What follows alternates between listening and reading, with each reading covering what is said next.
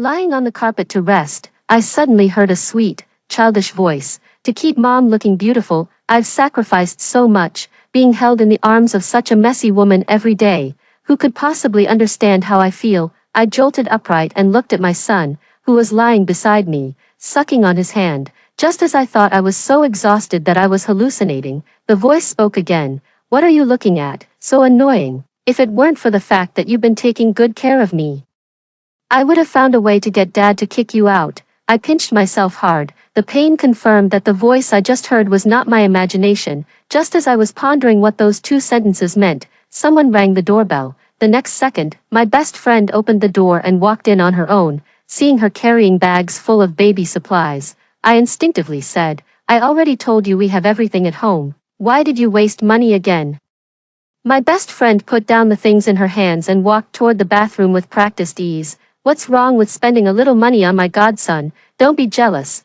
There's dessert in the bag that I bought for you too. With that interruption, I temporarily put the earlier matter out of my mind. I pulled a piece of Black Forest cake out of the bag. Just as I sat down on the sofa, I heard that voice again. Mom, come and hug me. I really want to smell your sweet scent. I paused my action of unwrapping the dessert, watching my best friend walk out of the bathroom, quickly approach my son, and pull him into her arms. Oh my godson is so well behaved today. Come, let your godmother give you a hug. After my best friend rubbed my cheek, my son couldn't stop laughing. At the same time, I also heard an exclamation. Mom's skin is so smooth. If only I weren't afraid of making mom too tired. I'd want to be with her every day. Although I don't understand why I suddenly heard these words, but the repeated calls of Mom, clearly not directed at me, left me with many questions. With this premise in mind, looking again at the scene of my best friend and her son interacting, I finally noticed something amiss. It seems that whenever Helen is around, the usually hard-to-soothe son often breaks into a smile. Is this a coincidence, or is it intentional? Even from a son who can't even control his bowel movements now, Helen. If I didn't know better, I'd think Leo was your son. Every time you're here, he's like an angel. If he were always this easy to handle, I wouldn't be so worn out. I said this jokingly, because I had been staring at Helen. I didn't miss the fleeting look of self-satisfaction in her eyes. Mia, you can't say that. It's true that taking care of a child is hard work, but hasn't Leo also brought you a lot of fulfillment and joy? A sweet, childish voice chimed in right after. You are the nanny my parents carefully selected. Know your place. It's an honor for you to take care of me. Helen was focused on playing with Leo and didn't notice my darkening expression as I sank into deep thought. Because I was busy with work during my pregnancy, it affected the fetus. Leo was not only born prematurely but is also a high-needs baby. He needs to be held constantly when he's not feeling well. As soon as you put him down, he starts whining non-stop. If he pees or poops, it has to be taken care of as quickly as possible. If you're even a little late, he'll start wailing. At its worst, I could even cry myself breathless, because Leo's situation is special. During my postpartum confinement, I went through 3 nannies. Everyone said it was because I wasn't careful during my pregnancy that the child had to suffer so much. I also felt extremely guilty and finally made a decision after Leo turned 100 days old. Change my life plan. Resign and return to the family to become a full-time mom. Now Leo is 8 months old. Even with the help of a nanny, I still feel physically and mentally exhausted. After less than half a year of taking care of the child, I feel like I've aged 10 years. I have no energy to lose weight or to dress myself up. Seeing me so unkempt, they only talk to me a bit more when it comes to matters about Leo. Jack can't even be bothered to talk to me most of the time. I feel both upset and wronged. But I simply don't have the energy to argue with him. 5 months of wholehearted care, my marriage has reached a deadlock, my health is giving me warning signs, and now I'm being told that Leo might not be my son. Then where is my child? What are the hardships and exhaustion I've endured these past few months worth? Rubbing the packaging of the small cake in my hand, my heart is filled with mixed emotions. 20 minutes ago, Helen was still the person I was most grateful to after giving birth. If it weren't for her visiting me from time to time, helping me take care of the kids, listening to my complaints about life's frustrations, I might have already broken down. But the child I worked so hard to raise actually calls her mom. That's absurd. At that thought, I suddenly laughed out loud. What's making you so happy? Tell me about it. Helen looked up with a smile in her eyes. Our eyes met, and because I had doubts in my mind, I took a closer look at Helen and was stunned. I've always known that Helen is quite good-looking, but I only just realized, somehow, without me noticing, she had developed an indescribable charm. Thinking back to when I was pregnant, Helen said she had been away for training and studying. It wasn't until after Leo turned 100 days old that Helen showed up, looking a bit heavier than I remembered, as much as I didn't want to admit it. The answer was already clear. For a moment, I even felt a bit unsteady. What are you staring at? Have you really lost your mind from taking care of the baby? Helen casually placed Leo on the carpet. My gaze followed, and I instinctively held my breath. Then I saw Leo playing on his own. It's completely different from how he usually cries for at least 10 minutes after I put him down. Taking a deep breath, a sense of helplessness welled up from the depths of my heart. The difference in treatment is so obvious. Why had I never noticed it before? Mia, what's wrong? I've been talking to you for a while. Why aren't you responding? There are still many doubts that haven't been clarified. I can't risk alerting them. I casually made up an excuse to brush it off. I asked Helen if she had time tomorrow. If you need any help, why not just ask me directly? Watching Helen's feigned angry expression, I gave an apologetic smile. My heart hasn't been feeling well these past few days, so I want to go to the hospital to get it checked, if you have time. Could you help keep Leo company? I don't dare leave him alone with the nanny. Although I was already about 80% certain, I still needed to see the exact results to decide what to do next. Before this, I couldn't completely let go of Leo, so when I go out, I need someone to help look after the child. My parents have gone on a trip to another city these past few days. My in-laws have always been somewhat dissatisfied with me because of Leo's health issues. To avoid arguments, we haven't even met in the past few months whenever Jack wasn't around, and if Helen is truly Leo's biological mother, then she is undoubtedly the best person to take care of the child. Fortunately, Helen agreed without a second thought. I had seen online what is needed for a paternity test before. While chatting with Helen, I pondered what I could have her leave behind. Suddenly, I remembered the diamond hair clip that Helen had praised several times before. Helen looked at me, puzzled, as I suddenly got up and headed to the walk-in closet. Seeing me take out a mirror, she asked in confusion, "What are you going to do?" I didn't say a word and pinned the hair clip onto her hair. Then I held up the mirror for her to see. "You like this pair of hair clips, don't you? My hair is falling out so much that I might not have the chance to wear them in the future. Giving them to you is the only way they won't go to waste." In the mirror, Helen unconsciously touched her hair. With a smile on her face, she said the opposite. "Your hair will grow back if you take care of it." Giving me such an expensive hairpin. "Aren't you at a loss?" I pretended the hairpin didn't look good in its current position and used a bit of force to take it off. Helen hissed in pain, and I quickly apologized. "Look at me. I've gotten so strong from carrying the child. I pulled out a few of your hairs. Don't be mad." I untangled the hair from the hair clip and tossed it into the nearby trash can. Helen rubbed the top of her head and laughed. "Why be angry? This is the price of beauty." Not long after, Helen left happily wearing a hairpin worth 5 figures. Leo, tired from playing, also fell into a deep sleep. While the nanny wasn't paying attention, I retrieved the hair that had just been thrown into the trash. Perhaps I pulled the hair with too much force. As almost every strand had a follicle attached, I placed them in a small bag and labeled it. I also pulled a few strands of my own and put them in a separate bag. Leo's hair is quite fine, so I couldn't clearly see if there were any follicles attached. I can only wait for him to wake up, cut his nails, and put them together with his hair. Jack, coming home from work, heard me say I was going to the hospital for a checkup. He rarely showed concern, but this time he said a few words.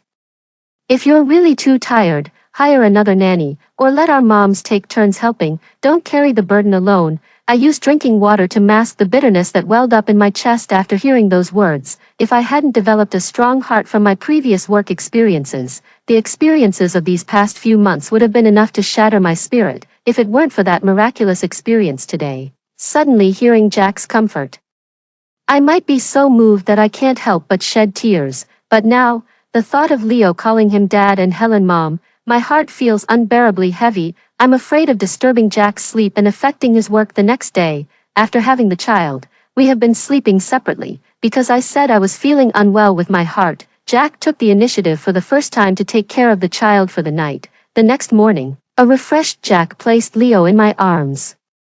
"This child really knows how to be considerate." I told him not to be fussy at night. or else Dad wouldn't have the energy to work the next day, and he actually slept through the whole night. I tugged at the corner of my mouth, lowered my head, and met Leo's wide-eyed gaze. Immediately after, that voice appeared again. Of course I care about my dad. As for you, the nanny, I just want to torment you. It's all because of you that Mom can't live with us, while the nanny hadn't cleaned the room yet. I searched every inch of the place where Jack had slept. Helen arrived very early, and after giving a few casual instructions, I walked out of the house alone, breathing in the fresh air outside. For a moment, I felt a bit dazed. How long has it been since I last truly looked at the sky? How long has it been since I last truly basked in the sun? I just had a child. How is it that I can't even control my own life anymore? I have a friend who works at an appraisal agency. To get the results as soon as possible, I even paid extra. Perhaps they've seen many cases like mine. My friend didn't ask anything. They personally oversaw the process with several samples in hand. The results won't be available until tomorrow at the earliest, so I turned and went to the hospital. My heart really isn't feeling well. Over the past few months, the longest I've slept is less than 3 hours. Anxiety, stress, and my hair is falling out in clumps. Every day I open my eyes to the sound of my child crying. In my dreams, the child is still wailing discontentedly. I can hardly imagine what it would be like without a nanny to help me with the household chores, and to lend a hand when I'm overwhelmed. What would I be like now? Your myocardial ischemia is quite severe. You need to adjust your schedule immediately. If you continue to neglect it, there's a high risk of sudden death. When I got home, Helen was holding Leo and watching TV. After I repeated the doctor's words, Helen remained silent for a long time. Mia, let's find someone else to help out. I'll also come to keep you company often. You can't keep pushing yourself like this. After Jack returned, he looked at the diagnosis report for a long time. Before going to bed, I heard him make a phone call to his mother. Early the next morning, my in-laws arrived with their luggage and rang the doorbell. It's not yet time for Jack to go to work. So he discussed a lot of things with his in-laws. After Jack left, my mother-in-law, for once, didn't give me a cold look. Mia, go back to sleep for a while. Your father and I have discussed it, and will help take care of the child this month. If you think we're doing a good job, we'll continue to help in the future. If you're not satisfied, we can take turns with your parents to assist you. We'll learn from each other and improve together. And we won't let you bear the burden alone like before. This morning, Leo, just like when Helen was around, was very cooperative with his grandparents. While I was catching up on sleep, he only cried once. It's completely different from when I take care of him by myself. While I was in the bathroom, I overheard my in-laws talking in the study. Our grandson isn't as difficult to take care of as Mia says. Do you think it's because she doesn't know how to take care of the child that she's worn herself out like this? Father-in-law told mother-in-law to say less. Since they were here, they should just help properly. But mother-in-law clearly hadn't said enough. Is her medical report even real? Our son might be getting tricked by her. It's good that Mia is ambitious, but if she's trying to play tricks on us just to go back to work, I won't let her off the hook. Quietly returned to the room, I picked up my phone to ask my friend when the paternity test results would be ready. While I was typing, my friend sent me a link. Mia, the child is indeed not yours, but he is biologically related to the owners of the other 2 samples. My heart, which had been hanging in suspense for over 20 hours, instantly sank to the bottom. My hand trembled as I clicked on the link. I read the conclusions of the 3 reports over and over again. The name on the sample was written by me, and my friend has always been meticulous since childhood, with him keeping an eye on the whole time. The samples could never be mixed up, so, my husband of many years actually got together with my childhood best friend, and I foolishly gave up my own bright future, wasting my health and life to take care of their child. Where is my child then? In the months I've been tirelessly taking care of Leo, has my child been well fed and warmly clothed? My child. Is he still alive? When a person is extremely sad, they can't even make a sound when crying. I kept pounding my chest, tears falling, pitter-patter, without stopping. After crying for almost half an hour, I called a few friends. At the same time, I also called the police. When I left the room, my mother-in-law, seeing my swollen eyes, was about to say something but then closed her mouth. She gave my father-in-law a meaningful look. Then, holding Leo, she sat down next to me. Mia, look how well-behaved Leo has been all morning. You should hold him. The moment I made eye contact with Leo, his inner voice automatically echoed in my ears. If you dare hug me, I'll cry right in front of you. I love seeing you flustered the most. I acted as if I hadn't heard anything, staring blankly into the void. A few friends arrived quickly, seeing so many people arrive all at once. Although the in-laws were a bit confused, they still managed to pour water for everyone. However, when they saw Jack, who was supposed to be at the office, walk through the door, the mother-in-law was displeased. Mia, what's the big deal? You had to call Jack back at a time like this. While she was in the midst of complaining, the doorbell rang again. Upon seeing the police, the expressions on the faces of the in-laws and Jack varied, except for those few friends. You've brought so many people here, and now you've even called the police. What are you trying to do? Looking at Jack's angry face, I finally spoke, enunciating each word clearly. Where is my child? The child I gave birth to. Where have you taken them? The in-laws looked bewildered, and Jack's expression instantly changed. The police spoke up at the right moment. Hello, we have received a report. Ms. Mia claims that her child was switched at birth, and she has the birth certificate and paternity test as evidence. Mr. G, are you aware of this? The mother-in-law's legs went weak instantly. If it weren't for the father-in-law standing beside her giving her a hand, she might have already collapsed to the ground. How is this possible? Leo isn't my grandson. Then where is my grandson? Jack was so anxious that he broke into a sweat. Officer, this is all a misunderstanding. My wife has been too exhausted from taking care of the child lately, and she might be having some mental issues. The child is fine. Just look at how much he resembles me. Hearing this, the mother-in-law immediately perked up. That's right. Leo looks almost exactly like Jack did when he was a child. This is definitely my grandson. Then, my mother-in-law glared at me with a face full of anger. Mia, instead of living a good life, you insist on making everyone miserable, don't you? What kind of trouble are you stirring up? Seeing the warning in Jack's eyes, I sneered. I didn't say the child isn't yours. I'm asking you, where is the child I gave birth to? What do you say? Leo's birth mother. As the words fell, everyone followed my gaze to Helen, who had just unlocked the door with her fingerprint. Anyone with eyes could see it. Upon hearing my question, Helen's face instantly turned pale. Mia, what are you talking about? I don't understand. Watching Helen's awkward smile, I scooped up Leo, who was sucking his fingers in the cradle. This child has tormented me for over 5 months. I nearly lost my life because of him. As I spoke, I lifted the swaddled baby high into the air. How about I drop him to his death? I just faked a move, and Helen screamed and rushed over. No, give me back my son. Helen's sharp nails left a few bloody scratches on the back of my hand. I shook my hand and didn't take it seriously. After glancing at Helen, who had collapsed on the ground, sobbing, woo-woo, while holding the child, I turned my gaze to Jack. Where is my child? Seeing him hanging his head without a response, I stepped forward and slapped him hard. I ask you, where is my child? The in-laws, bewildered by the series of twists, snapped back to reality at my furious roar. My mother-in-law burst into tears and started hitting Jack on the back. What on earth is going on? Why do you have a child with Mia's friend? Where is the child Mia gave birth to? Seeing that Jack still had no intention of speaking, I completely lost it.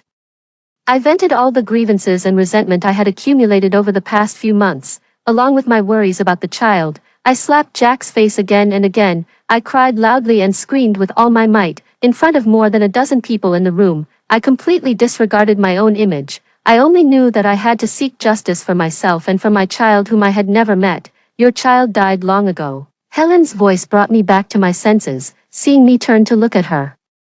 Helen visibly shrank back. Mia, you gave birth to a daughter, because the baby was premature. She was very weak and had contracted pneumonia. She passed away on the day she was born, as she couldn't be saved. Although I had already had a premonition in my heart, but knowing that the child I had been longing for had left this world without even having the chance to open her eyes and see it, I still feel so suffocated that I can hardly breathe. Mia, I'm sorry. I never meant to ruin your family. Helen held Leo tightly in her arms, and the two of them cried even more pitifully than the other. It made my furious expression seem like that of a villain. Where is the child buried? The police asked. We practice cremation here, without a death certificate. The child was definitely buried directly, in the hospital flower bed. Jack finally spoke. His voice was so hoarse that he didn't dare to look me in the eye. Where is my placenta? Bringing up the placenta at this moment is not because I can't grasp the main point, but it suddenly reminded me of Leo's 100th day. Although Helen, whom I hadn't seen for a long time, had gained some weight, Her complexion was visibly good, since my child could be quietly taken care of by Jack, that Jack who kept saying he would find a proper place to bury the placenta.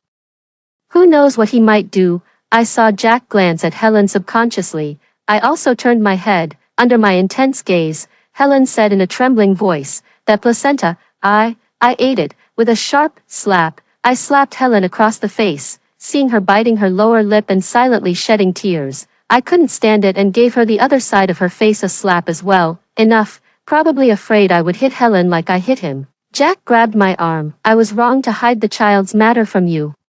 But you weren't in a good state at the time. If I had told you the child was stillborn, who knows what would have become of you? 5 years in love, 3 years married." I understand what Jack left unsaid in his words. "Are you trying to say that handing that little bastard over to me to raise is for my own good?" Jack warned with displeasure. "Mia, you need to have some limits even if you're going crazy. Leo is so young, and no matter what, you've taken care of him for a few months. How can you call him a bastard? It's just ridiculous. 2 pieces of trash messing around with each other right under my nose. How dare they even have the nerve to argue with me about how the child should address them? How noble-sounding your words are. You just want me to be a free nanny, don't you?" As if his most honest thoughts had been exposed, Jack lost his composure. "Because of your work, the pregnancy didn't go well, and our daughter was stillborn. I didn't blame you for it and even gave you a son to make up for it. What more do you want to complain about? It's not like I can't support you. Why do you have to work so hard? If it weren't for what you did, the son would always be yours. He would call you mom and take care of you in your old age." Bang! A friend couldn't stand it any longer and immediately kicked Jack. Following that example, 2 more friends who had been listening nearby joined in.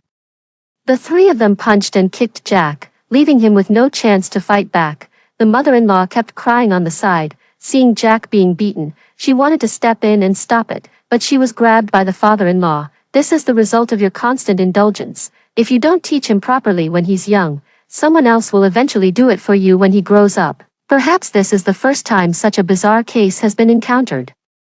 The police only stepped in to intervene a couple of times after seeing that their friend was about to back down. "You few, come with my colleagues to the police station to give your statements. The rest of you, come with me to find the child's body. We need to perform an autopsy to determine exactly how the child died." Every single person in this room has to go to the police station. Helen is unwilling, but she can't avoid it. Seeing everyone stand up one after another, I looked at Jack, who had been sitting there without moving. "Is everything recorded?" Seeing him nod, I looked at Jack, who was beaten black and blue.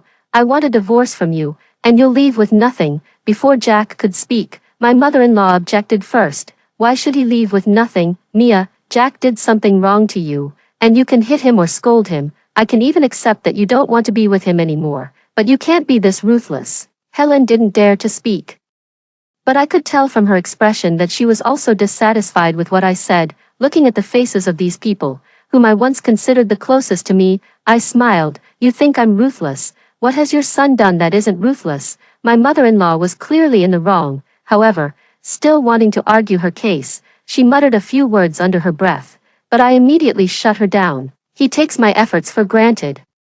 I quit my job to take care of a child who isn't even related to me. Because of that child, I've let myself go, lost my appetite, and can't sleep well. Now, I'm even having heart problems. The doctor said if I keep going like this, I might just drop dead suddenly. And it's all because of your son's selfishness. It's you who owe me, not me who owes him. How dare you say I'm being ruthless? I've given so much, lost so much. Shouldn't he compensate me?"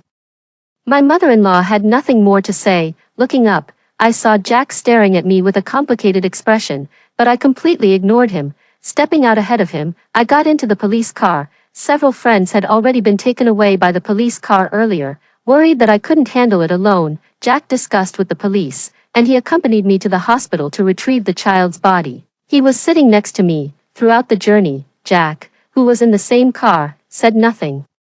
The child was wrapped in plastic wrap by Jack and buried under a ginkgo tree in the hospital garden. Watching the small bundle being dug out of the soil, I burst into tears instantly. Back at the police station, the medical examiner performed the autopsy immediately. Knowing I was in a bad mood, the police asked me to wait for the results before giving my statement. 3 hours later, the police handed me the autopsy report. It showed that the child had indeed died of an illness.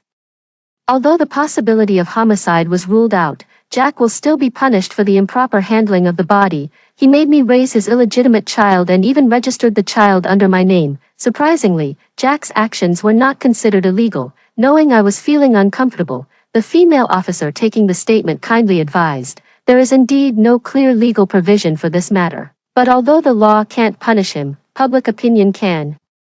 It's up to you how you want to handle it." After a long and exhausting day, it was already dark by the time I returned. I changed the code for the lock at home and deleted the fingerprints of everyone except myself. At 10 o'clock in the evening, the doorbell rang, perhaps afraid that I wouldn't open the door. While ringing the doorbell, the person outside was also shouting, "Mia, open the door quickly, Mom knows you're home." Seeing my parents, who were supposed to be traveling out of town, looking travel-worn and weary, I frowned. "Why are you back at this time?" My mother's eyes were badly swollen, and with a choked voice, she replied, "With such a big thing happening, how could we possibly continue our trip? If Jack hadn't called me, were you planning to keep it from us all along?" Hearing this, I lay on the sofa, raised my arm to cover my eyes, and didn't want to say anything.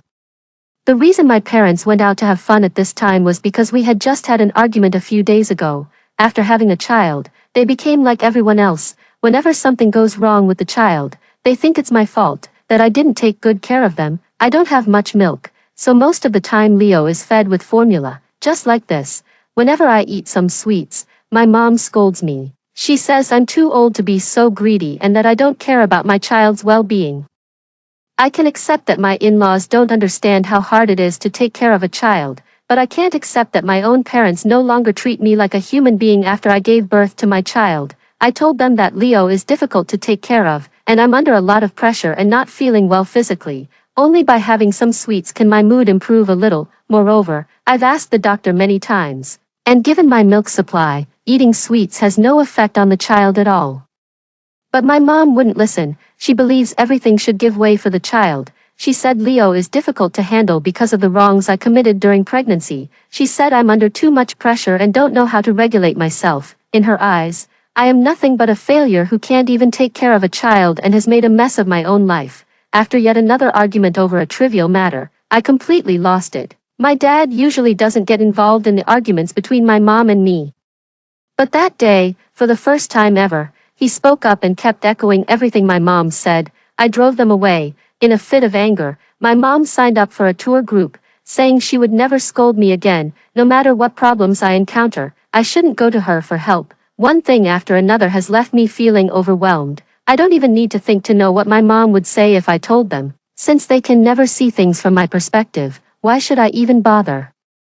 Seeing that I didn't respond to what she said, my mom started crying. "Mia, Mom knows you've been wronged. If you have something to say, just say it, don't keep it bottled up inside." Her crying paused because of my mocking gaze. "Wronged, so you finally realize that I can feel wronged too." Hearing this, my father sighed. "Mia, your mom was crying the whole way back. I know you resent us for not understanding you before, and we were wrong. As soon as we found out Leo isn't your biological child, we rushed back immediately. No matter what decision you make this time, your mom and I will definitely support you. Honestly, whether they're here or not doesn't make much of a difference to me, based on what I know about them. If they find out I'm divorcing Jack, they'll probably try to talk me into staying together. To be honest, before I started dating Jack, I've always had a take-it-or-leave-it attitude toward marriage and having children. I like money, and I enjoy the feeling of watching my savings grow bit by bit through my own efforts. But my parents don't understand.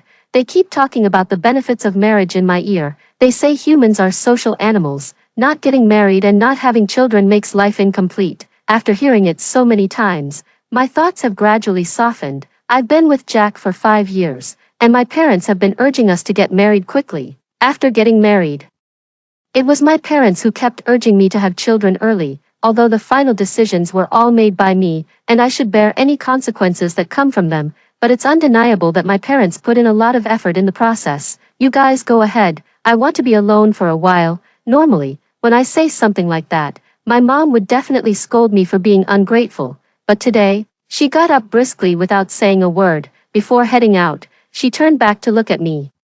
"Tomorrow morning, your dad and I will come to pick you up, and we'll go together to see that child off."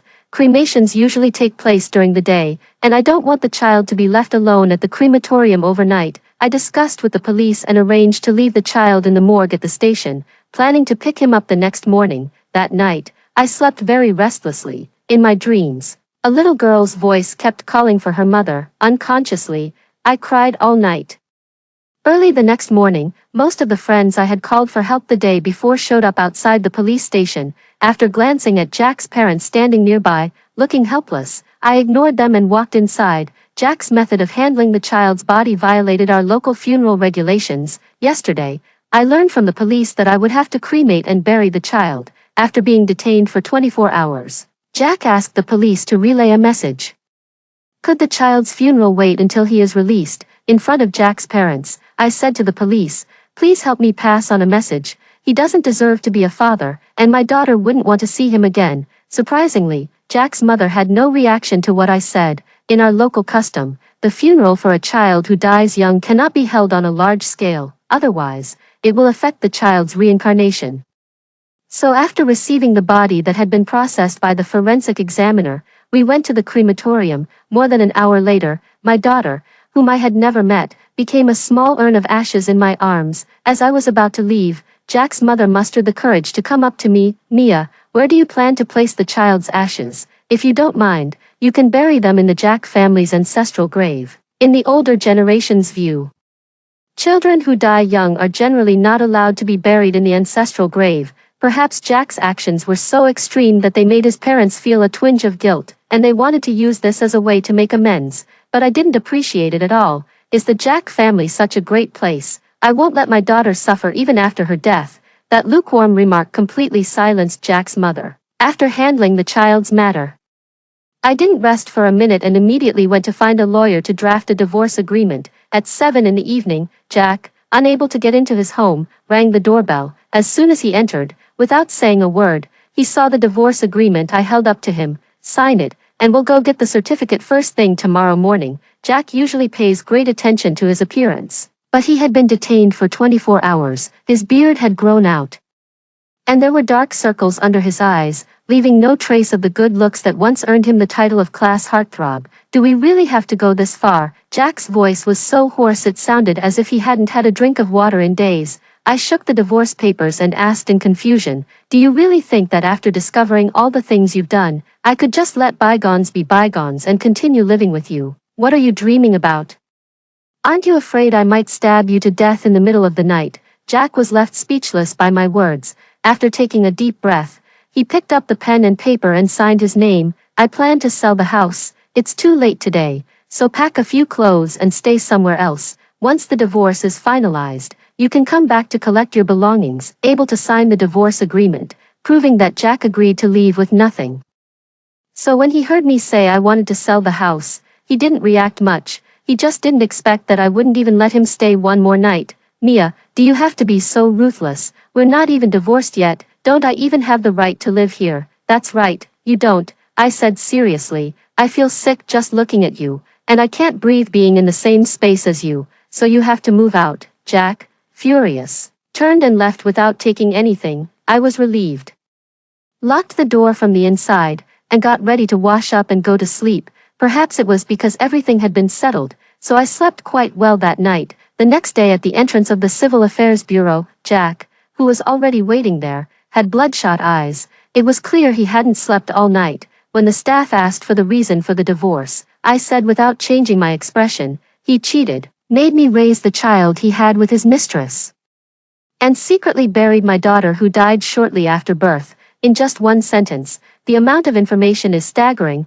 The people around us all turned to look. Jack, who hadn't expected me to say these things in public, was trembling with anger, but he couldn't utter a single word of denial. I have to wait another 30 days to get the divorce certificate. The thought of having to see Jack one more time makes me nauseous. After stepping out of the Civil Affairs Bureau, I walked straight ahead, pretending not to hear Jack calling my name behind me. Last night, while washing up, I had already decided what I was going to do next. First and foremost, I need to restore my body, which has been significantly depleted. I went to the hospital for a comprehensive health checkup. Following the doctor's advice, I underwent postpartum recovery. At the same time, I also signed up for a short-term fitness class. I'm busy every day without a break, and although I'm tired, my spirits are getting better day by day. Jack took a day off to come back and pack his things. His parents came along with him. The three of them knew I wouldn't have anything nice to say, so they didn't come to bother me. Without saying a word, he started packing as soon as he entered the room. It took a long time to finally get all of Jack's things sorted out. As he was about to leave with the last bag, Jack said hoarsely, "Mia, I've always owed you an apology."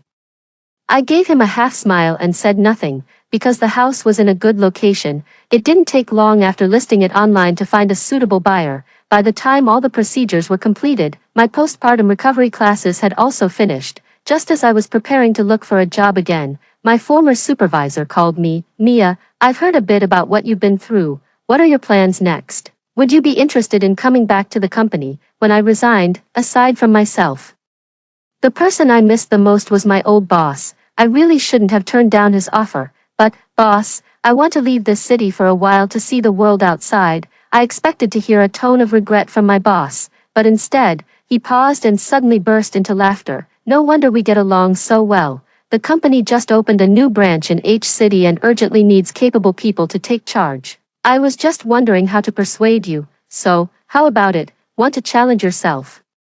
After being away from the workplace for 8 months, I thought I'd have to start from scratch. I never expected that my former boss not only gave me a job but also promoted me directly. "Boss, am I really up to the task?" The boss pretended to be displeased. "You were trained by me personally. If I say you can do it, you can. Besides, I'll be staying there for the next few months. I won't come back until you've fully settled in. What is there to worry about?" I quickly agreed and asked when we would leave. They knew I was going to work in another city. My parents wanted to stop me but couldn't find a reason. They know how much I suffered because of that wrong marriage. Now that I've finally managed to stand up again, they would never hinder my progress at this time. "You've grown up. From now on, do whatever you want. When you have free time, we'll come to see you. If you get tired, just quit your job and come home. Your dad and I can support you." Hearing my mother's rare soft words, I still felt a bit uncomfortable. The day after I got my divorce certificate, I boarded a plane to City H. When I heard Jack's name again, I had already been in City H for 3 months. During this time, while learning management skills from my former boss, I led my team to secure 2 business deals. My life was back on track, and it was even better than before. But Jack's life had hit rock bottom. As for Helen, after she went to the police station that day, she never appeared in front of me again. Because she had destroyed my family and was pregnant out of wedlock, she was directly kicked out of her home by her parents. She had nowhere to go, so she took Leo to Jack's parents' house. Leo is indeed not an easy child to take care of. His behavior in front of Helen and Jack's parents earlier was completely meant to provoke me. Helen doesn't know how to take care of children. In less than a month, she was so tormented that she lost the will to dress up. Perhaps they felt that Helen had ruined Jack's life. Jack's parents did not approve of him marrying her. She was just a nanny in the Jack family. Worse than before, after another failed attempt to pressure him into marriage, Helen left Leo and ran away. No one knew where she had gone, and Jack's parents finally experienced the terrors of a high-needs baby. They are getting older and don't have the energy to take care of children. Jack wants to hire a nanny, but he doesn't know who spread the word about his situation. Everyone in the company knows what he has done. The company demoted Jack and cut his salary to maintain stability. Now he has to support a frequently ill child and has no extra money to hire help. Once again, Jack's sleep was disrupted by Leo's crying in the middle of the night. He covered the child's mouth with a pillow. By the time he came to his senses, Leo had already stopped breathing. Jack was arrested for intentional homicide. His parents, because their grandson was killed by their son, one suffered a stroke and the other a cerebral hemorrhage. No one in the family was left unscathed. 6 months later, I saw Helen on the trending searches. In the video, she was heavily pregnant and being beaten by an older woman on the street. Looking at Helen's tear-streaked profile, I remembered the promise we had made before we met Jack. "Mia, if you have a daughter and I have a son in the future, let's arrange a marriage for them." What did I say back then? What era is this? Nowadays, we emphasize freedom in marriage and relationships, but they can still be childhood sweethearts. I did have a daughter, and she also had a son. Unfortunately, fate played a cruel joke. The 2 children turned out to have the same father. To this day, I still don't know when she and Jack got together. I can't be bothered to ask, and no one has told me.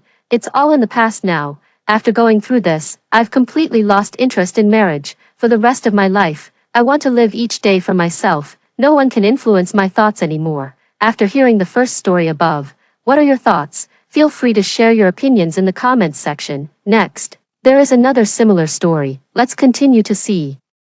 My sister's video went viral, titled Mom's Diary. It features entries where our mom meticulously documented her 6,570 days and nights, each word brimming with love. She wrote about Mom's birth, tiny and wrinkly, yet your cries were so loud and strong, and, nice to meet you for the first time. The comments were filled with envious cries. It feels like a stray cat looking at a pet cat. Say goodbye to your aunt. She's my mom now. At the dinner table, I cautiously asked, Mom, what was I like when I was born? But she frowned and coldly replied, who remembers after all these years? I watched my sister's video while sitting on the cold iron chair in the hospital, unconsciously clutching the lab report in my hand. I remembered the doctor trying to be as gentle as possible, telling me, go home and discuss it with your parents. Don't be scared. There is still a chance for a cure. At the age of 24, I developed a life-threatening growth in my brain.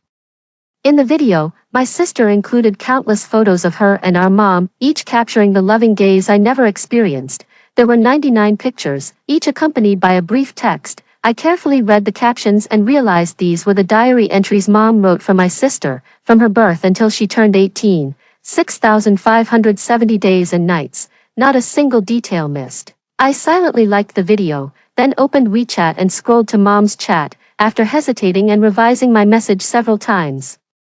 Unsure of how to start the conversation. After all, our last conversation was a month ago when she messaged me not to come home too early since my sister was preparing for her exams and my presence might distract her. After thinking it over, I bought a ticket home for the next day, deciding it's better to speak to Mom in person. I stashed the lab report at the bottom of my suitcase, barely sleeping that night, haunted by the fear that the thing in my brain might explode if I fell asleep.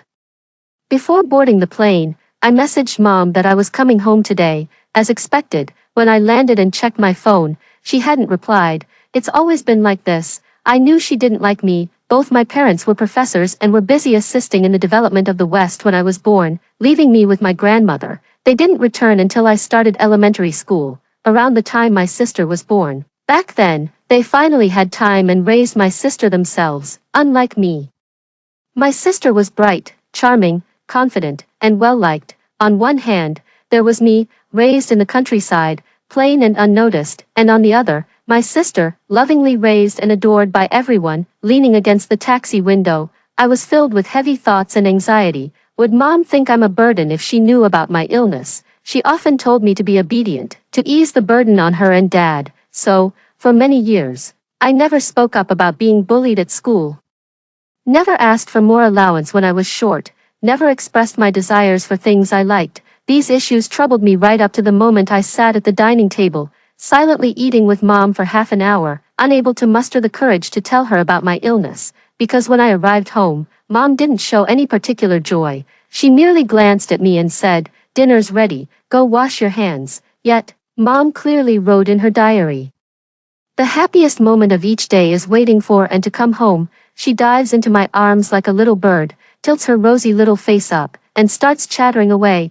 I listen to every word, so don't you rush, my little chatterbox. As I absent-mindedly played with the grains of rice in my bowl, I finally mustered the courage to ask cautiously, "Mom, what was it like when I was born?" She furrowed her brows and responded coldly, "Who remembers something from so long ago?"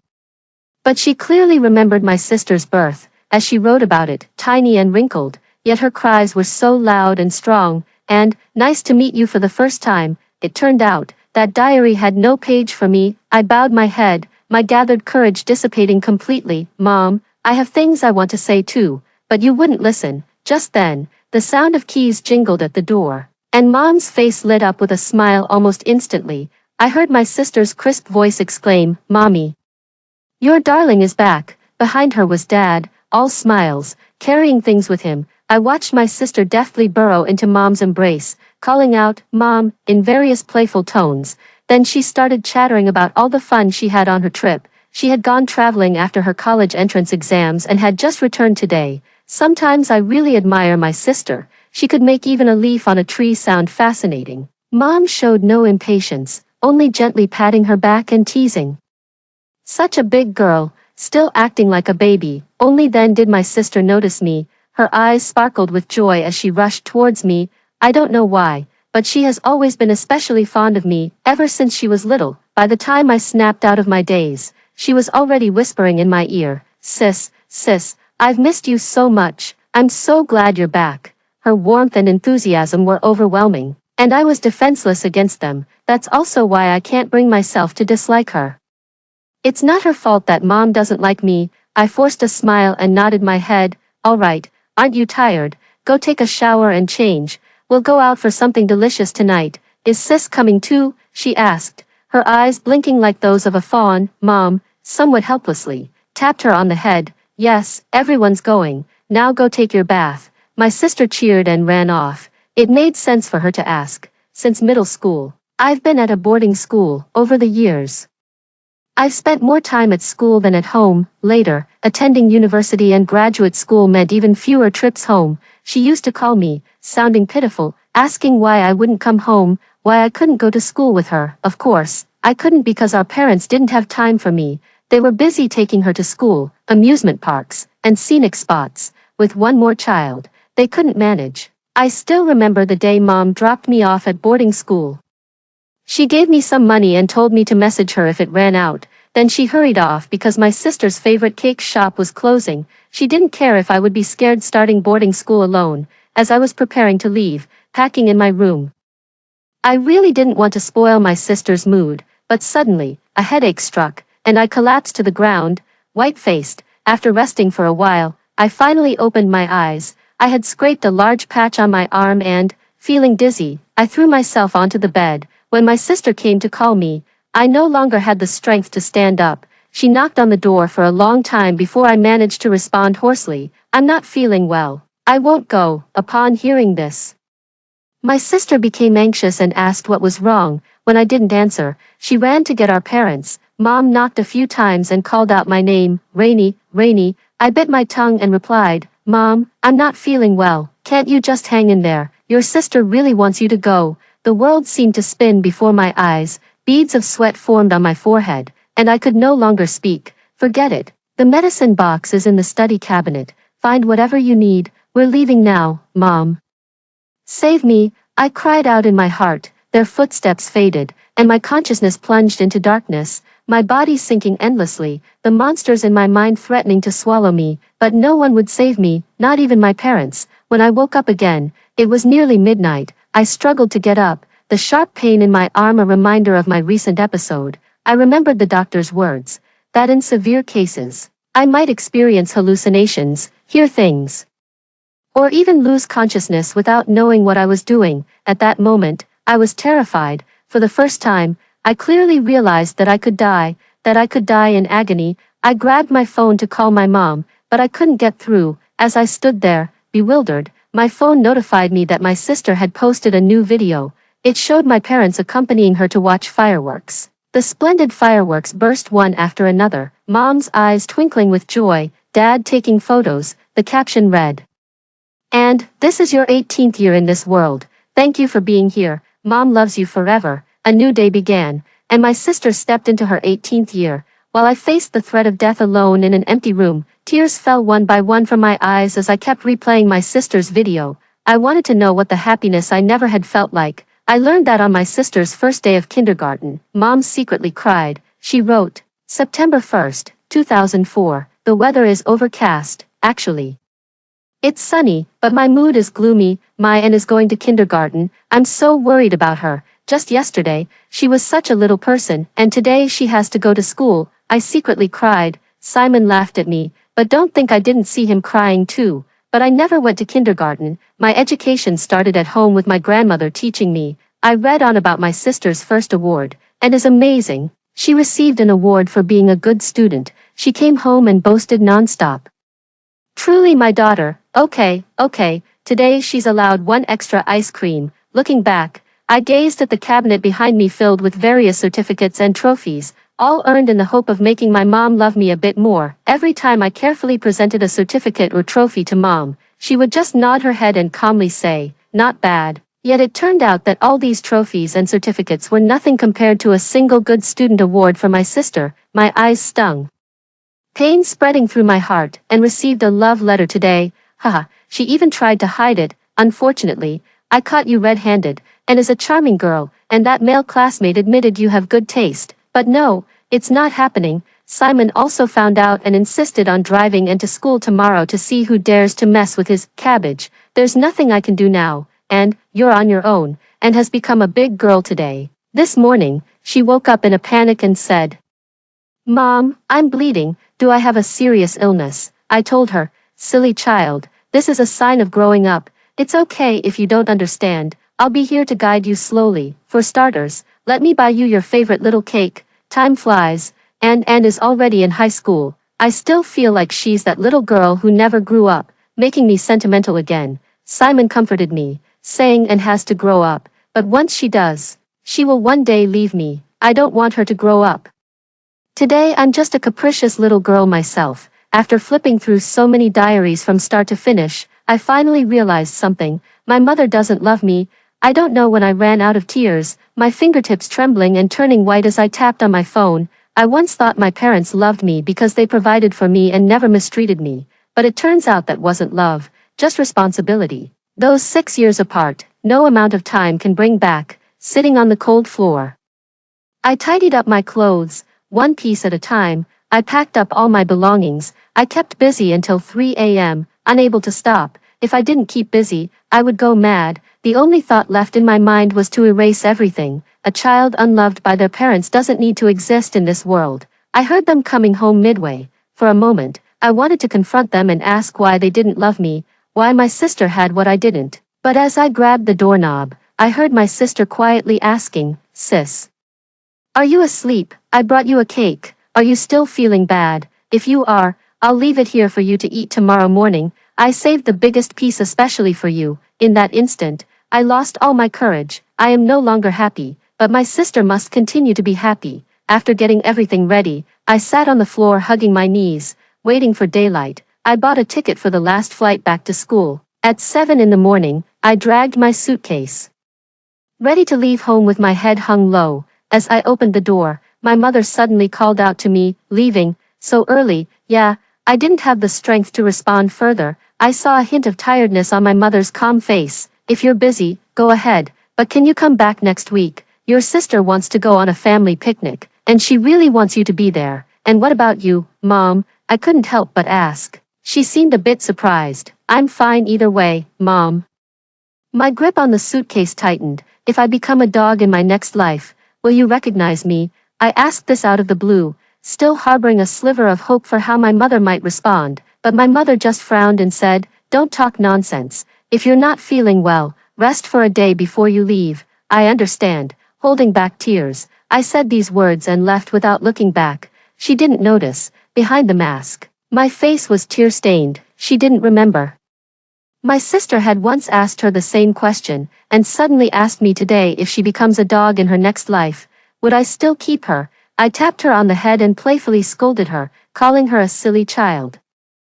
How could Mom not recognize Anne? It doesn't matter if it's a puppy, a kitten, a bird, or even a cockroach. I would bring her home and build her a little house, and will always be Mom's Anne, and will always be Mom's Anne, and Rainy will always be the Rainy that nobody wants. In a daze, I dragged my suitcase onto the plane, then off it again, until I reached the school. Since it was summer vacation, the campus was nearly empty. Unsure of where to go, I aimlessly wandered around with my suitcase. I didn't even know why I had returned to school. Perhaps it was the only place I felt I could stay. Sitting on a bench by the lake, I stared blankly at the calm water. As I watched, suddenly the scenery before my eyes seemed to twist and change. I clutched my head in pain, enduring a loud buzzing in my ears. After what felt like an eternity, I opened my eyes. My headache was gone, but before me was a vast field of sunflowers, dazzling and inviting.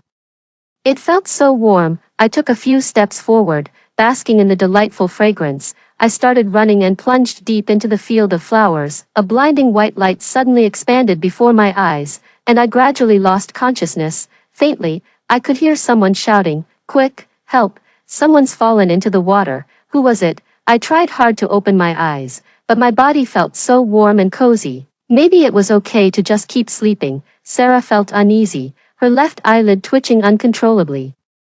Simon came out of the room, and Sarah called to him. Simon, Rainey got up early and went back to school, but I have a bad feeling. Do you think something's wrong? Simon picked up a watering can by the window and started watering the plants, trying to reassure her. You worry too much. Rainey has always been independent and sensible. Maybe she had something urgent to attend to. Sarah sighed.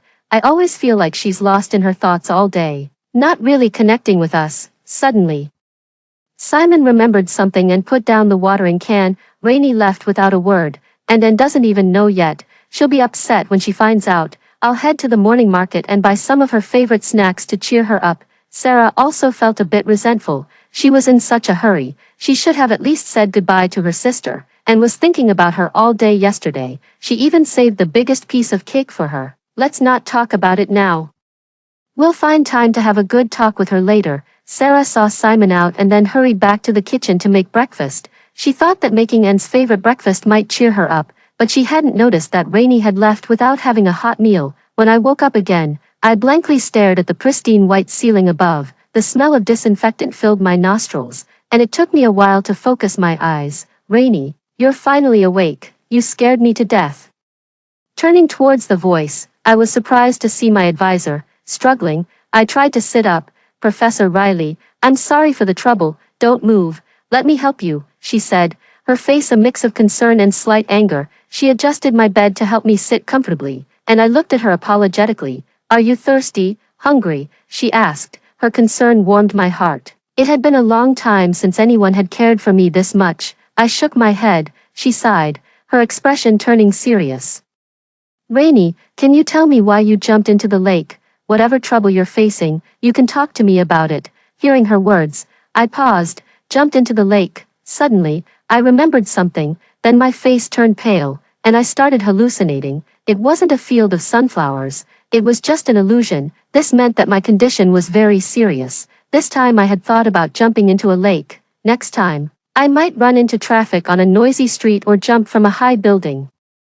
I lowered my head, my voice barely audible. I'm sorry. Seeing me like this, Ms. Riley took my hand, her warm touch dispelling some of my anxiety. With deep concern, she said, Rainey, whatever you're facing, it can be resolved. I've always felt you were too reserved, keeping everything bottled up inside. I want you to know that I'm here to listen. You don't have to face everything alone. As she spoke, tears began to well up in my eyes. She said she was willing to listen to me. Ms. Riley, thank you for being willing to talk to me, but it's not that I'm giving up. Tears silently fell as I lifted my reddened eyes, choking up as I spoke. Ms. Riley, I might be dying. How could that be? She asked, worried. Ms. Riley, I don't think I'm going to make it. After saying this, I began to cry loudly, and Ms. Riley immediately came to hug me.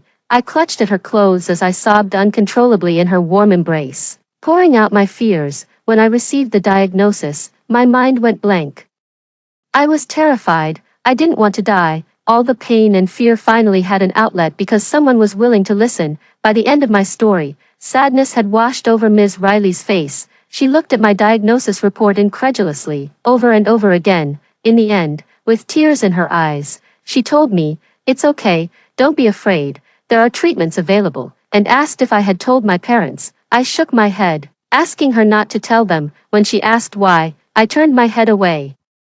I don't want to cause them any trouble. Ms. Riley's eyes, already red, filled with more tears. She turned away to wipe them. No wonder, she said, no wonder you came to school alone on the first day. She took my hand again. I've always thought you were excellent and kind, just not good at opening up. Promise me, don't give up. Okay, let's keep trying. Okay, I nodded vigorously. So it was that Ms. Riley took on the role of my mother, accompanying me through my treatment. She used her connections to consult many renowned doctors, but each one shook their head after reviewing my scans. My disease was rare, and chemotherapy had almost no effect on me. To manage the pain, I had to take a lot of painkillers. In less than 2 months, my episodes and hallucinations became more frequent. To prevent any accidents, Ms. Riley gave me a GPS watch. Once again, unable to sleep due to pain, I curled up in my hospital bed and checked my sister's latest social media update. Without me, they still went on a family camping trip. even wearing matching outfits. My usually stern professor father smiled brightly in the photos, making a peace sign. Big sister, we went camping today. It's a pity you weren't there. Why are you always so busy? Am I really your favorite little sister? And still sent me a message. I didn't have the energy to type, so I replied with a voice message. Sorry, and I'll definitely join you next time, if there is a next time, and attentive as always. Noticed the weakness in my voice and became anxious. Sister, why does your voice sound so weak? Are you sick? You really need to take care of yourself. I'm fine. Just a bit of a cold. I'll be better after some medicine and sleep. Then I won't disturb you further. Rest well, sister. I'll be waiting for you to come back home. She even sent a rabbit emoji, bouncing around just like her. No wonder everyone likes Anne. I should have disliked her, but I just couldn't. After several rounds of ineffective treatments, Miss Riley's frown deepened. I didn't want her to worry. So no matter how much pain I was in, I would insist I was fine in front of her. That was until once again, I pretended to be fine and smiled in front of her. Ms. Riley couldn't hold back anymore. She burst into tears, gasping for breath. I was completely taken aback and could only start apologizing. I'm sorry, Ms. Riley, I'm fine, really, it doesn't hurt. That statement broke the last strand of her patience, and she hugged me and cried loudly, my poor child, what did you do to deserve this? Why does fate have to be so cruel to you? Exhausted from crying, Ms. Riley dried her tears and started persuading me, though you might not like it, I think it's time to let your parents know about your condition. She said it reluctantly, but we both knew my condition was severe, and I could lose my life at any moment. I paused for a moment and then shook my head again. I don't know what your parents did to you, but this is no joke, Rainey. I don't want you to be alone without any family by your side in the end. Ms. Riley was right, but I just didn't want to. I took out my phone and found a video of my sister. Ms. Riley, I appreciate your kindness, but I have my reasons. Ms. Riley, do you know, my mother's diary doesn't have a page for me. My words were abrupt, but Ms. Riley listened carefully, so I started sharing all the details, expressing my thoughts word by word. By the end, Ms. Riley's eyes were red again. I didn't want her to cry, so I quickly added, besides these things, they never treated me poorly. I've never lacked anything. After hearing this, Ms. Riley suddenly stood up and ran out. I heard faint crying outside the door. Ms. Riley didn't come back that day. I knew she was worried about me. After she left, I quietly took out a notebook hidden under my pillow and began to write. August 15th. Sunny, Ms. Riley heard the secrets I've kept for so long, and I made her cry again. I'm really sorry. My illness might be incurable, but I feel lucky to have Ms. Riley with me during the last stages of my life. I hope she has a peaceful and smooth life ahead, as good people deserve long lives. Ms. Riley didn't show up for 3 whole days after that. She suddenly rushed in, her face brimming with joy. Rainey, the teacher has found a way to save you. I didn't pay much attention to her words, only noticing her bloodshot eyes and dark circles. It seems that Ms. Riley has been staying up late for me these past few days. Rainey, it's true this time. Seeing that I had no reaction, Ms. Riley sat down and took my hand. She told me that a friend of hers had referred a doctor in Germany, who had cases of curing my illness and suggested that I could try going there for treatment. Hearing this, hope surged within me, but soon I became a bit worried. Ms. Riley, won't this cost a lot of money? You've already helped me so much. I can't let you spend more. Ms. Riley looked at me disapprovingly when she heard this. I'm like your mother. And there's no such thing as a mother spending too much on her daughter. Hearing Ms. Riley's words, I couldn't hold back any longer. She said she was my mother, willing to be my mother. With a heart heavy with emotion, I timidly asked, Ms. Riley, can I call you Mom? Ms. Riley was taken aback, then nodded vigorously. So for the first time, I tried calling out, Mom, as I embraced her. It felt so warm, just like the real thing. On the day I left for Germany, it coincidentally was my sister's first day at university. Before boarding, I replied to her message, and, happy first day of school, your sister wishes you a world of great achievements, take good care of yourself, and replied, thanks, sis, I'll definitely come to visit you during my holidays, and sent a photo with our parents. Dad was giving a thumbs up, and Mom was proudly holding her head high. I typed and retyped before finally sending, and please take care of Mom and Dad from now on, and, puzzled, replied, what do you mean? What are you talking about? Sis, it's nothing. I've just been really busy and might not have time to be with them. You scared me, don't worry, I've grown up, I'll take good care of them, okay. After typing the last word, I turned and boarded the plane. Upon arriving in Germany and meeting the specialist, she told us that there indeed was a chance to cure the illness. But the effects of treatment could vary depending on individual physiology. Ms. Riley asked what the chances of success for the surgery were, and the answer was less than 30%. Hearing this, Ms. Riley visibly lost heart. I smiled and comforted her. The doctors back home said there was only a 10% chance. 30% is actually quite good. Fortunately, because my condition was rare and of research interest, the hospital agreed to waive most of the medical fees.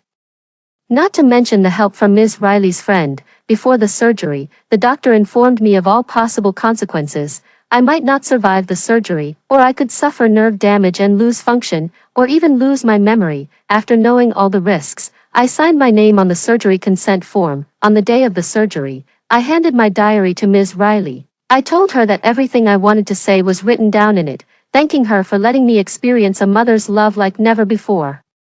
Ms. Riley held my hand tightly, unwilling to let go. I finally gently embraced her, whispering in her ear. I said, Ms. Riley, you are my mother. In my next life, I want to be your real daughter. Before the door to the operating room closed, I saw Teacher Riley clutching her diary, collapsing to the floor in tears. I opened my eyes wide to firmly imprint her image in my mind. I must not forget, at 8 p.m., local time. Sarah was handling her work as usual when she opened her email and surprisingly found a timed message from Rainey. She wondered why Rainey would send an email when a message would do. Curious, she opened the email and was shocked to see a video featuring a pale, ill-looking Rainey. In the video, Rainey appeared extremely weak, clad in a hospital gown and sitting on a hospital bed, struggling to breathe. It seemed like she was on the brink of death. Sarah was dumbfounded. Was this Rainey? She looked terribly sick. It couldn't be true. Rainey had been fine just 3 months ago. Sarah thought it must be some sick joke. Panicking, she called Simon over. As Simon watched the email with a grave expression, he immediately tried calling Rainey, but there was no answer. Sarah was distraught as Simon continued to play the video. Mom, it's Rainey. I shouldn't bother you, but after you raising me for over 20 years, I owe you an explanation. This might as well be my last letter, Rainey said, gasping for air. Sarah was still in shock, wondering why Rainey was talking about a last letter. I'm sorry to cause you worry at the end. There's something growing in my brain and the doctors say it's hard to cure. I'm sorry I didn't tell you. I wanted to find a quiet place to die, but Ms. Riley convinced me not to give up, so I secretly went for treatment. I'm now in Germany and will undergo surgery tomorrow. There are some things I need to explain. If I don't make it, please don't blame Ms. Riley. It was my decision not to tell you. Also, Ms. Riley has covered a lot of my medical expenses. I hope you can repay her for me. That debt is mine to bear, and if there is a next life, I will repay you. Rainey's voice broke and her eyes reddened. Sarah collapsed into her chair, overwhelmed by the shock. Then Rainey spoke again. Mom, I know I shouldn't resent you, but I still want to ask, am I not even worth a page in your diary? Mom, do you love me? The video abruptly ended, leaving Sarah and Simon in a long, heavy silence, almost like statues. This silence was broken by Simon's phone ringing with the caller ID, Sweet. In an instant, Sarah grabbed the phone and answered. How could you play such a joke on us, Rainey? It's not funny. Sarah almost shouted these words, her voice trembling, until a timid voice spoke. Mom, it's me, I'm not Rainey. Sarah incredulously took the phone and checked twice. She stared at Simon with wide eyes and demanded, why is Sweet not Rainey? Simon, still in a state of shock from the video, was flustered by Sarah's intense questioning. He frantically searched for Rainey's contact info but only found it simply saved as Rainey, and Sweet and Rainey just Rainey, he thought, just as Sarah, frantic, ran outside, stumbling several times. By the time he caught up, they were already on a plane. It was the first time Simon saw Sarah, with tears in her eyes, causing a scene at Rainey's school administration office. Where is my daughter? Let me see my daughter. I want to see my daughter. Rainey, my daughter, I want to see her. Simon had been by Sarah's side for over 50 years, and she had never lost her composure even in the toughest times. Suddenly, Simon felt a disturbing calmness. But this calmness shattered the moment he saw Rainey, lifeless in the hospital room. He collapsed to the ground, Realizing that it wasn't calmness but disbelief, Sarah clung to Riley's clothes, refusing to let go, repeatedly saying, "How could you not tell me? Why didn't you tell me? I'm going to sue you. I'm going to report you." Watching this couple who had arrived too late, something snapped in Riley. She began to hysterically question them. "Why shouldn't I tell you? Don't you have any idea after all these years? Have you ever cared about her? How can there be parents like you? Have you ever really seen Rainy? What does she like to eat? What does she enjoy? Do you know? How many birthdays have you celebrated with her?" On the first day of grad school, out of 5 students, she was the only one whose parents didn't show up. "Where were you?" Sarah was jolted by these relentless questions, fear and panic setting in. She instinctively looked for help, only to see Simon crumpled like a broken man. Despair and regret were evident in their eyes. Sarah's grip on Riley's hand weakened until she collapsed on the floor. Both aged a decade in a matter of days, Sarah's only movement was to try and get closer to Rainy, until her body was pressed against the wall. After a moment of stupor, she touched her face, only to realize it was streaked with tears. She vaguely recalled Rainy's unusual behavior, how she had suddenly come home one day and left early the next morning. She had said she wasn't feeling well, she had clearly said it. How could she not have checked on her, leaving her alone at home? She remembered Rainy asking her what she looked like at birth, and how she couldn't recall anything at that moment. Rainy was her first child. How could she forget? The pain of abandoning her was so intense that she thought ignoring it would make it go away. But it also made her forget. She had forgotten. At Rainy's birth, she had wished her a healthy and happy life. She had forgotten. During her first encounter with a sandstorm in the northwest, how relieved she was that Rainy was safe and sound at home. Sarah always felt Rainy was distant, perhaps because when Rainy saw her at 6, she was timid and wouldn't lift her head. The missing 6 years had left her unsure of how to start fostering affection, and then was born, and was noisy and captured all her attention, as she raised and from a tiny baby. Naturally, more of her emotions and efforts were invested in her. So her heart gradually shifted until there was no room left for Rainy. Now, regret was useless. Sarah was a materialist, but from now on, she prayed daily to every deity, just hoping her comatose daughter would wake up. It was the 7th day, and Rainy was still in a coma. Riley, flipping through her diary, couldn't stop crying. After 3 days of despair, the couple seemed to come back to life. They refused to leave the hospital, fighting for every visiting hour. Sarah mustered the courage to apologize to Riley. Once she came to her senses, she was grateful to Riley for extending a helping hand to Rainy. Otherwise, she would have completely lost her. Looking at the submissive Sarah, Riley couldn't bear to be harsh. She handed Rainy's diary to her. If Rainy never woke up, this would be the only memory left. Sarah thanked Riley profusely, hugging the diary tightly. She took out her glasses and carefully opened it. July 10th, cloudy. "This is my first time keeping a diary. I've thought long about whom to write to, so I'll write to myself first. Rainy, thank you for walking this path alone. You've been amazing." After years of hardship, the tears welled up in Sarah's eyes as she remembered Rainy's question about why her page was missing from the diary. Indeed, why was it missing? How could she not have written even a single word? July 20th, sunny weather. "The weather is great today, perfect for hiking, if possible. I'd love to invite Ms. Riley to hike with me. I'm even a bit greedy, wishing to wear matching outfits with her." Sarah's heart ached abruptly. That day was supposed to be their family camping trip with Anne. While their family of 3 joyfully took photos, Rainy was alone, curled up in her hospital bed. She never knew that Rainy liked hiking. August 1st, cloudy weather. "I fell ill again, but this time, my hallucinations were somewhat childish. I imagined myself as a princess, wearing a gown layered with pearls. I'm an adult. How could I still fancy princess dresses?" Sarah was sobbing uncontrollably because the princess dress Rainy mentioned was a gift for Anne's 8th birthday. August 10th, sunny weather. "I made Ms. Riley cry again today because the treatment was ineffective. It's really tough on me too.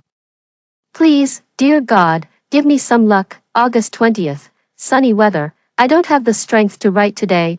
I'll just be lazy and draw a flower instead. Ms. Riley, stay happy." August 28th, rainy weather. "I'm about to leave for Germany soon, hoping for some good news. I really don't want to die, nor do I want to see Ms. Riley cry again, and messaged me today, hoping I could see her off to school. Sorry, little sister. Your big sister can't make it." September 26th, sunny weather. "Tomorrow, I'll be entering the operating room, and surprisingly, I'm calm, having made it this far. Even if the outcome isn't good, it's okay, Ms. Riley. If you're reading this now, please don't be sad for me. Thank you for being with me during this time. There's so much I wanted to say, but now I don't know what to write. Ms. Riley, take care of yourself. Even from heaven, I'll be watching over you. Sarah and Simon flipped through the diary from beginning to end, only to realize that Rainey hadn't left them a single word.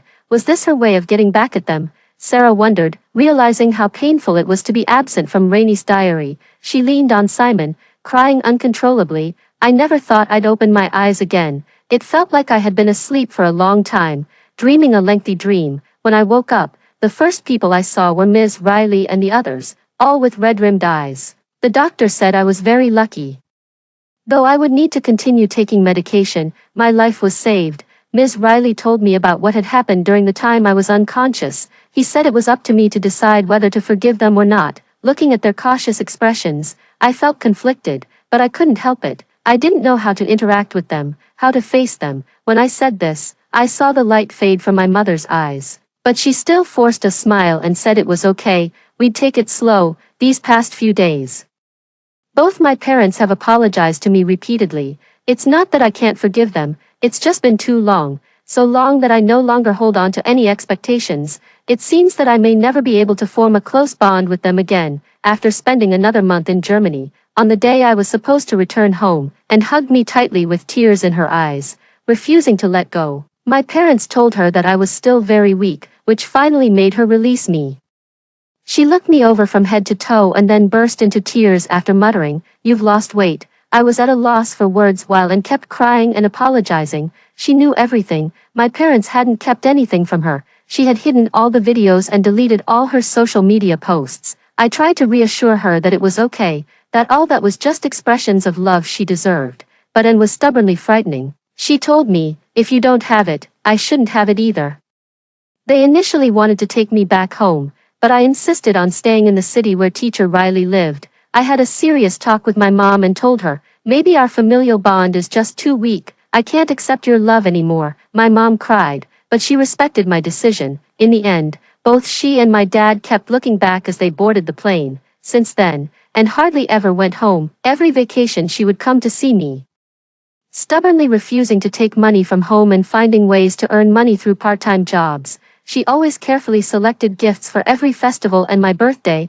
I know she's burdened herself, and I tell her it's not her fault, but with tears in her eyes, she would say, "Sis, if I don't do this, I feel terrible, like I'm going to die." I sighed, unable to do anything but let her be. My mom also started sending packages frequently, filled with odd items like hair clips, teddy bears, Barbie dolls, fairy wands, and even princess dresses. Apparently, she found out from teacher Riley that I liked grapefruits. She'd send me a big bag of meticulously peeled grapefruits, completely free of any pith, and all sorts of my favorite dishes, always stuffing the fridge full. My dad, on the other hand, would climb various mountains, sending me photos afterward, along with detailed guides and his reviews, always cautiously asking if I wanted to go. I understand, they want to make it up to me. But I'm no longer that 6-year-old girl. Things are pretty good as they are now. I have my life, and they have theirs. I've formally acknowledged teacher Riley as my godmother. Teacher Riley said she didn't want to be my mom in the next life because she wants to be my mom now. At the end of my 24th year, I finally found happiness. Extra story. From Sarah's perspective, I came to secretly check on Rainey again. Today is her birthday. I left the gift at her door. I spent so much time picking it out, but I have no idea if she'll like it. It's been a while since I last saw her. She looks thinner, and I can't help but wonder if she's been eating properly. I caught a glimpse of Anne. She flew over, too. I envy Anne. She can hug Rainey and cuddle in her arms like it's the most natural thing in the world. I wish I could hug my Rainey again, but I know she'd only feel uneasy if she saw me. Simon snapped a few sneaky photos on his phone, mumbling about how he should bring his camera next time because the distance was making everything blurry. Tonight, they're having dinner at Ms. Riley's house. I begged Ms. Riley to let me prepare a few dishes for the meal. She gave me a complicated look and said she'd try to talk to Rainey. I was grateful, and a little nervous. What if Rainey realized the food was made by me? Later, Ms. Riley told me that Rainey said the dishes were delicious. I finally breathed a sigh of relief.